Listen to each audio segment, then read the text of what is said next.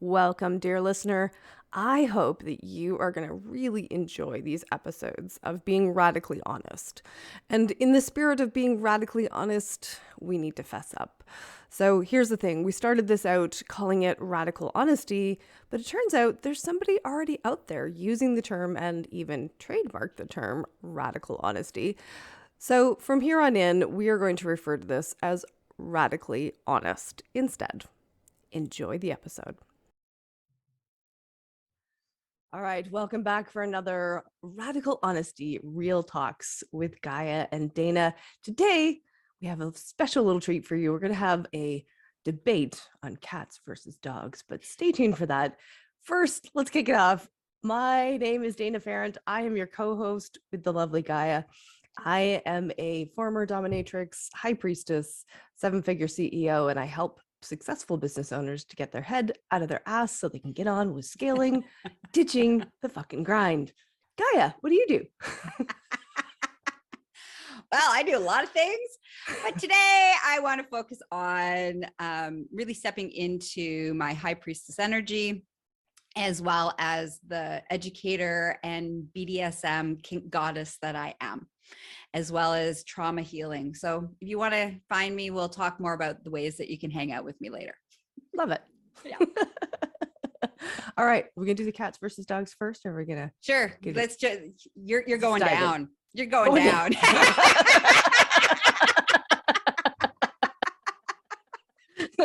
So radical honesty doesn't just show up in like the big things, but there's also these little things, right? Cats versus dogs. If you're actually to like get together with somebody, think about living with them. If I like cats and you like dogs, we got a problem unless those cats and dogs get along.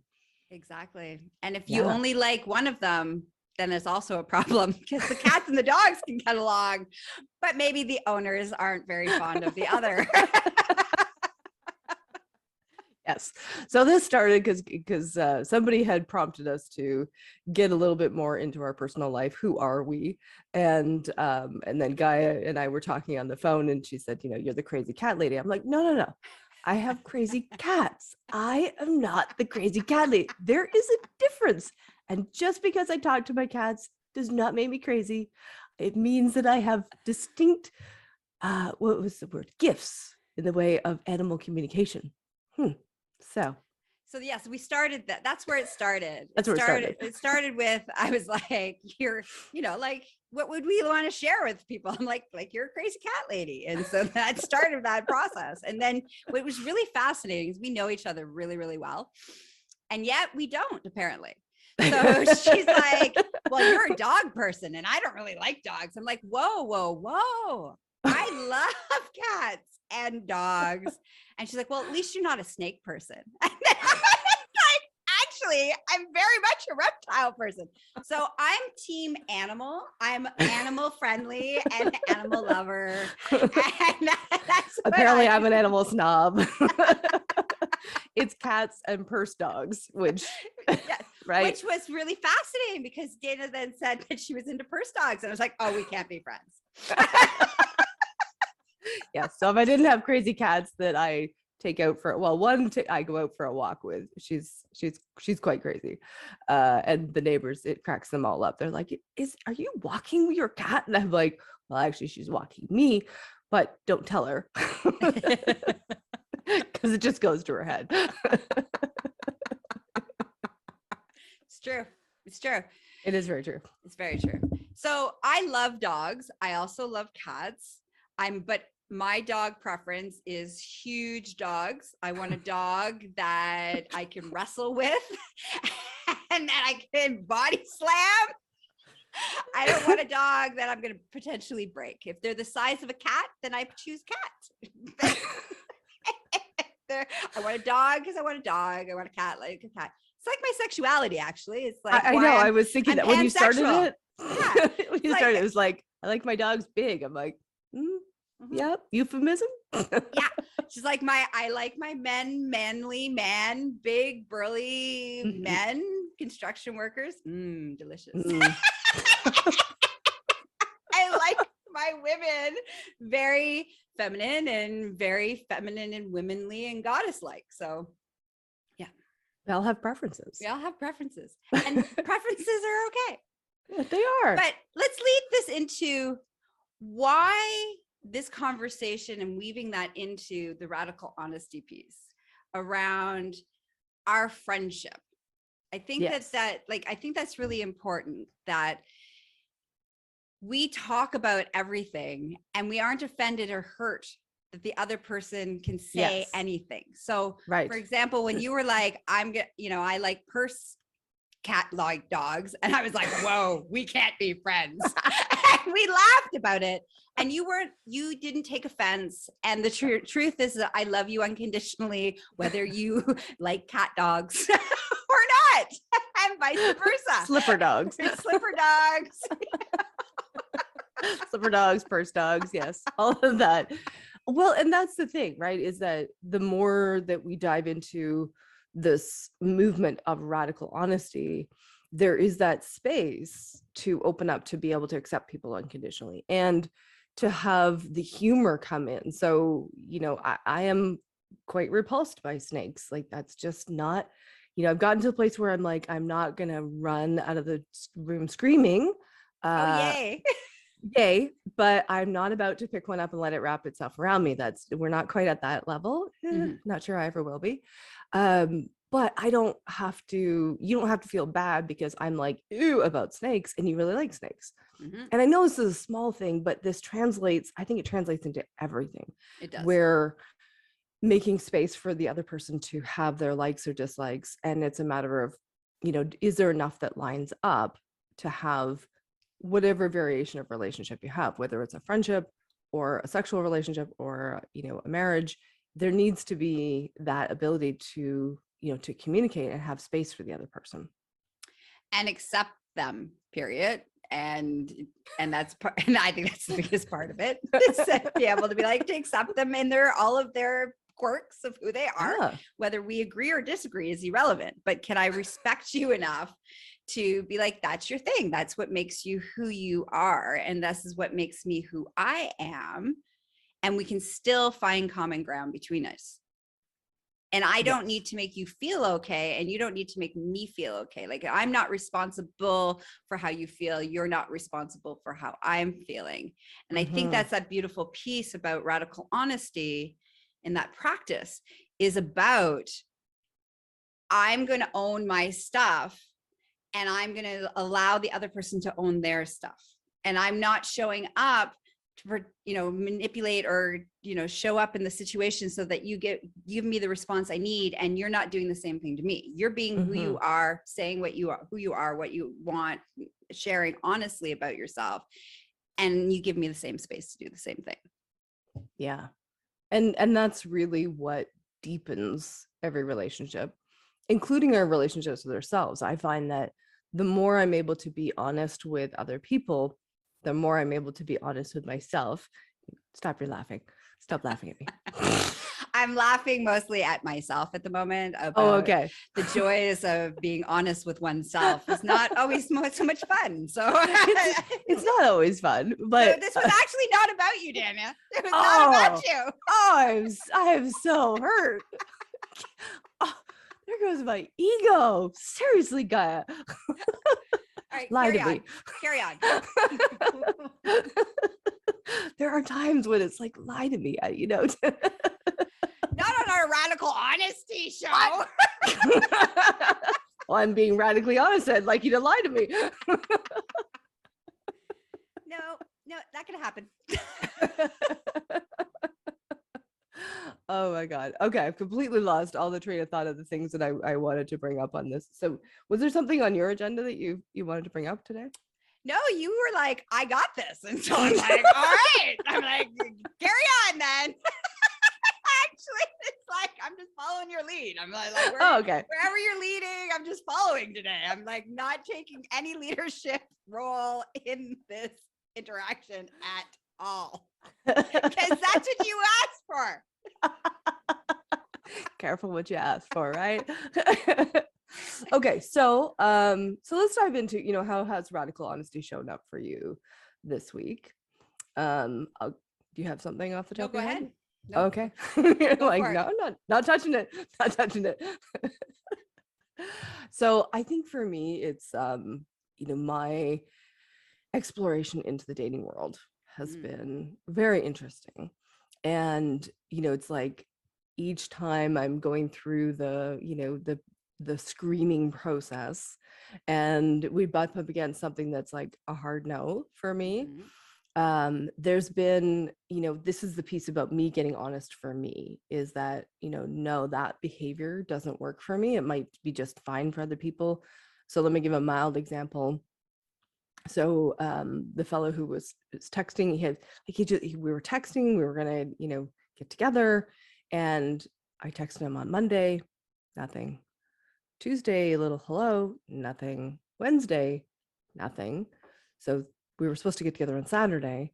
And so Thursday morning, I just, my head was just all in this funky space and I was getting frustrated and not being, feeling like I don't matter, even though that is probably not the truth.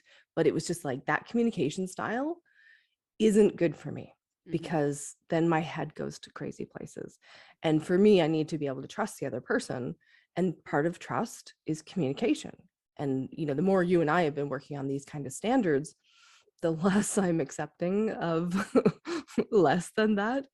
Yeah. So it was just a really like a beautiful space for me to lean in and say, I'm canceling on Saturday. And I probably should have said it's because our communication styles don't line up, but I at least said I'm canceling and I took charge of it rather than waiting to see, which would have been an old pattern for me. Yeah. And granted, it's like, I just want to say for anybody listening that it's not the easiest thing in the moment. It sounds really easy when I'm talking about it now, but it wasn't. And at the same time, Why? So here I want to ask I'm going to ask some probing questions. I know I said I wasn't going to take charge, but I lied. So can't resist. I can't resist. I just can't.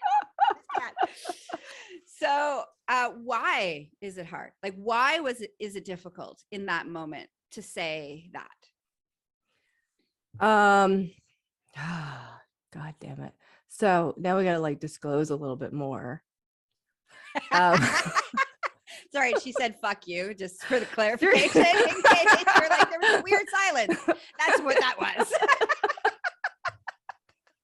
was.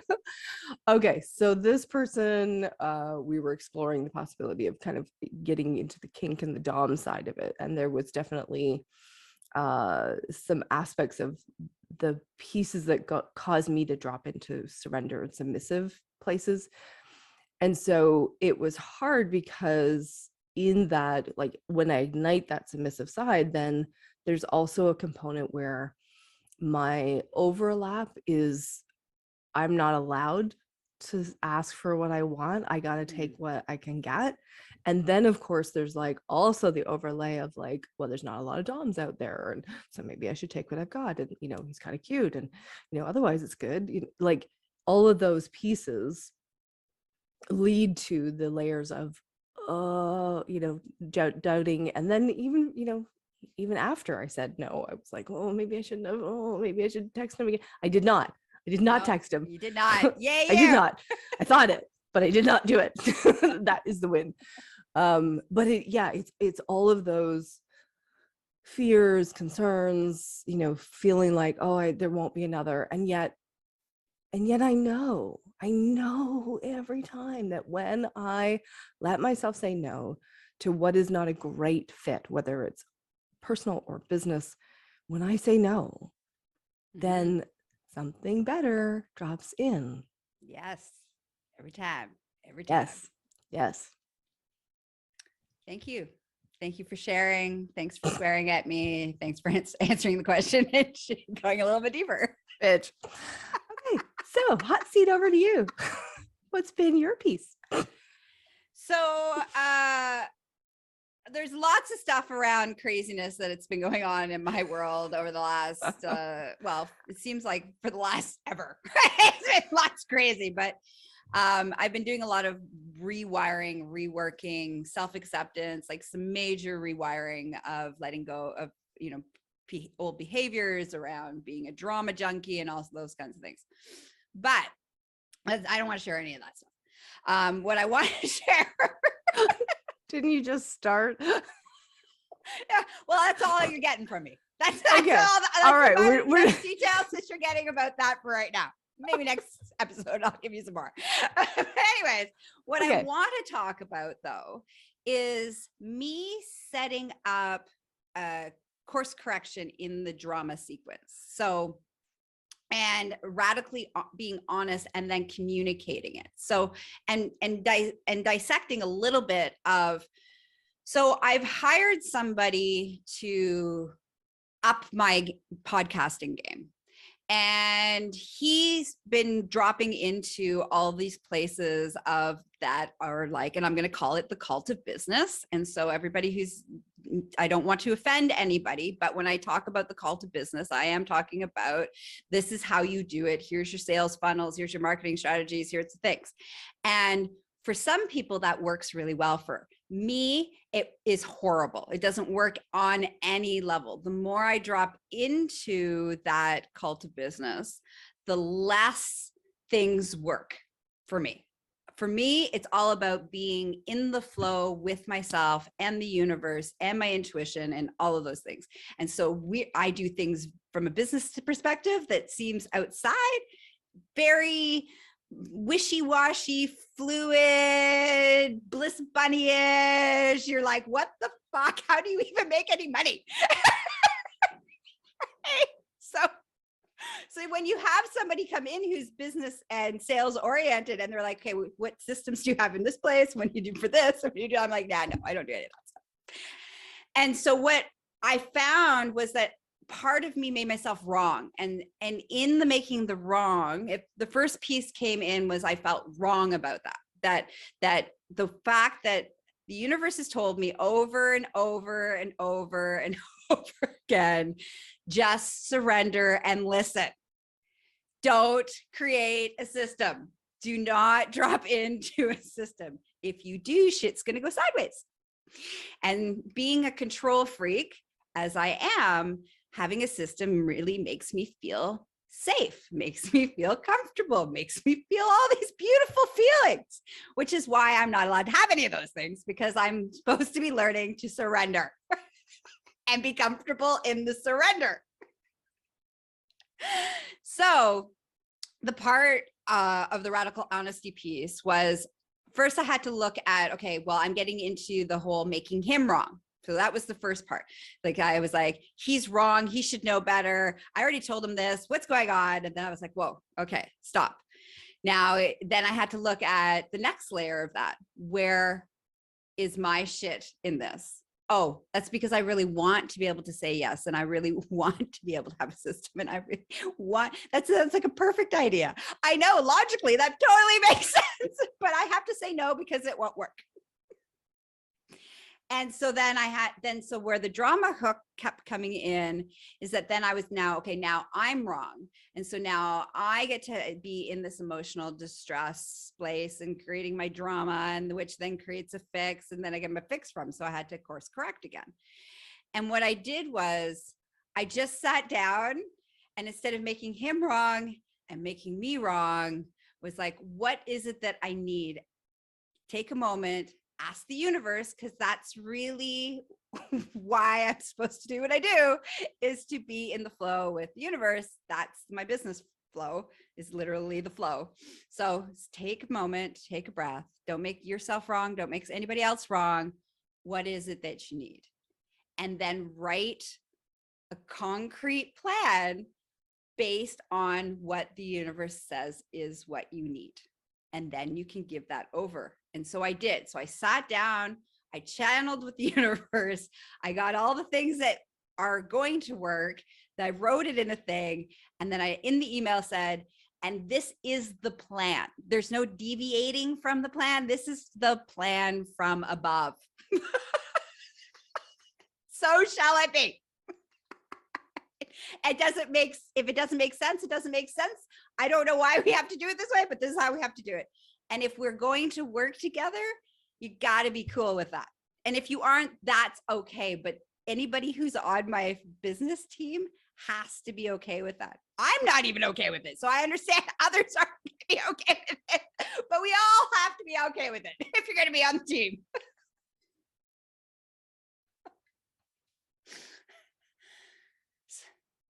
I can't hear you. You muted yourself. Yes, I did. I was kind of making some noise, so I thought they were rude noises, and I muted myself. Okay. But apparently got caught. It's okay to fart on a podcast. No, I disagree. You have to have the lines. I think that's a hard limit. I think that's a hard no for me. Okay, well, good to know about you. That's So do you want to weigh in any of that cult business stuff? Because I know that some of that's very familiar. No, I don't have that issue. Just massively. Yes. I totally relate. It is the same. Like, I so desperately, like, I get it. I get the systems. I can see, the logic of it. I mean, my systems brain is like, yes, that's awesome. The funnel, and it'll go here, and here's all the automated sequences, and this will do this, and this will do this, and the people can just sign up, and da da da da da. Yeah. And exactly. Fuck all. Right? Fuck all. Because that is not how it works. I mean, how things show up are very strange. Like me getting clients from my dating apps. Yeah. Yep. I'm clients and book sales are coming in because people are Googling me through my dating app. It's like a little strange, feels kind of weird, feels a little stalkerish, but it's background. They're doing background checks, right?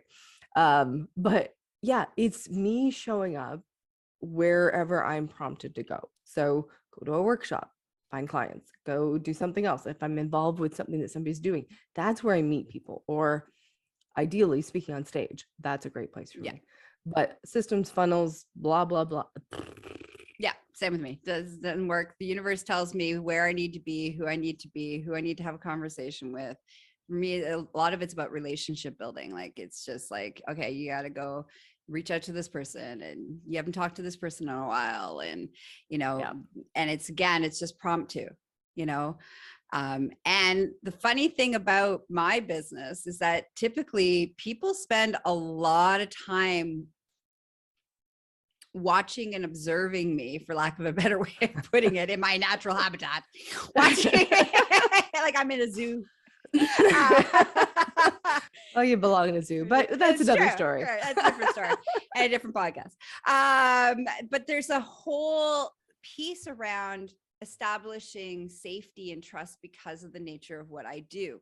Yes. And so that kind of goes across all areas of my life, whether it's business around sexuality, whether it's people that want to be my friend, because I come with a content warning, you never know what I'm going to be up to or what I'm going to talk about. Or so it's like people spend a lot of time watching and observing me before they establish whether or not they're ready to hang out in my space or they feel safe to hang out in my space. And once they do, it's this beautiful connection, but they need space to watch and figure me out and figure out how to navigate with me first before people jump in, which and I would say, I think that's really great advice for anybody researching for any kind of, coach, therapist, whatever that you're going to be interacting with. Too often we can get pardon me, hooked into, the marketing, the slick marketing, or, you go to one of those 3-day free events and then, they've got the big pitch and you're like, oh, this sounds great. Meanwhile, it's just a matter that you've been fatigued for 3 days. And so your defenses are down. But I think switching things over to this place of, follow the person. Do they show up the same everywhere? Are they authentic? Are they walking their talk? What's really going on, and start to look for, is there any crazy in there? Right. Because I think if we actually research the people that we were going to work with heavily, like really heavily, we would make different decisions about who we invest in and who we don't, and really looking at what it is that we need from them. Anyway. Yes. Okay. That's a whole other episode. Right. All right. So let's come back to our radical honesty. Sorry. Hi, Jack. squirrel. Yep. Okay. So radical honesty. What is it? Let's just do a synopsis. This is the one thing I think in every one of our episodes, we talk about radical honesty and all the ways to show up, but I feel like we should have a concise I think statement. we have defined it. I really do. I think I forget what it is, but I think we have to, I have to go back and listen to some episodes, or maybe the listeners can like email us of what you've heard. So my succinct as we can get with at this moment, radical honesty is, I think, did you have something? Maybe I should let you, because it's still formulating. Okay. So I would say for me, radical honesty is the practice of listening to the truth underneath your comfort filters. Basically, there's like layers of truth. And each one of those layers of truth are a filter. And those filters are to make us feel safe or comfortable, make us feel like we're in control. It creates a narrative that supports basically our feeling of safety. And I feel like radical honesty allows you to see the filters and to see what what's underneath it, so that you can get to the real core of it, which then allows you to course correct the rest of the filtering process to see whether or not that filtering system is actually working for you in your life. I would say is how I would that's define great. it. That's great. And then so I guess we need to flip this, because that is now it's like, okay, so then where that shows up or how that affects us is that we can step out of and sidestep a lot of drama, a lot of complications, a lot of bullshit in our lives when we move in a way of radical honesty. Because you look at, like, take a moment to think about all of the things that have ever gone fucking crazy ass sideways. And and yet you back it up and you say, okay, was there a moment in which I needed to be truthful and I wasn't? And that would have changed everything dynamically. I would be willing to bet that if people, if you're really willing to look at that and get honest with yourself, that there is that moment. And I really stick to this, that the majority of problems between people, between business colleagues, between whatever, it comes down to this piece of there's something that they're not able to be honest about, whether that's just hey, here's the story I've got going on in my head, as Brene Brown says, or whether it's a matter of like, I really, if you're sitting beside a coworker and it's like, would you please stop smacking the stapler, right? Like, that's driving me crazy, like something, right? But if you're not saying it, then it builds up and it creates problems. So to me, radical honesty is the foundation of having a happy life. Yes. Contentment, right? So it's not like totally like bliss bunny, but having a contented life, because you can move freely and with more ease, breathe deeper, all of those good things. I would agree. All right. Go team, go. Look at us go. And and then of course the special invitation to come and join Gaia and I for a weekend of fun, frolic, and radical honesty. Well, frolic as far as radical honesty goes. All right. Not the other kind of frolic. Not the other kind of frolic. Not the other kind. I know. I was like, oh, wait. Yeah. It's a different retreat. Different retreat, different price points. So yes, to frolic, not fuck. Okay, so that's just a better way to put it. Okay. See, radical honesty in action. What do we got? April 22nd to 24th. Yep. In Toronto, and we're going to be dropping people into this wonderful experiential process, so that you really embody what does it feel like to move with radical honesty. How do you get that tools inside of you, comfort with it, and in a safe container that lets you really develop the muscles. And why do you feel that we can support them through that? Like, why do they want to come hang out with us? Well, yes, we do. Totally. No, totally. Not just that. I mean, you and I have been working on it in our relationship, our friendship, and then our relationships outside of this. We've both been pretty dedicated to honesty in all aspects of our life and business. as much as what's appropriate, right? Sometimes it's not appropriate to share things, but seeing how that has transformed our relationship. Excuse me, I get like the breakfast is repeating. It's all good. And then I think the other big thing about you and I is that we both have a huge amount of training and background in trauma healing. And so we understand and know how to work with people who are in the midst of being triggered, bringing them back out of it in a way that is, effective and gentle.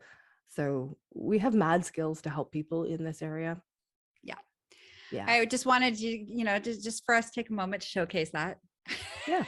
So you just wanted your ego stroked.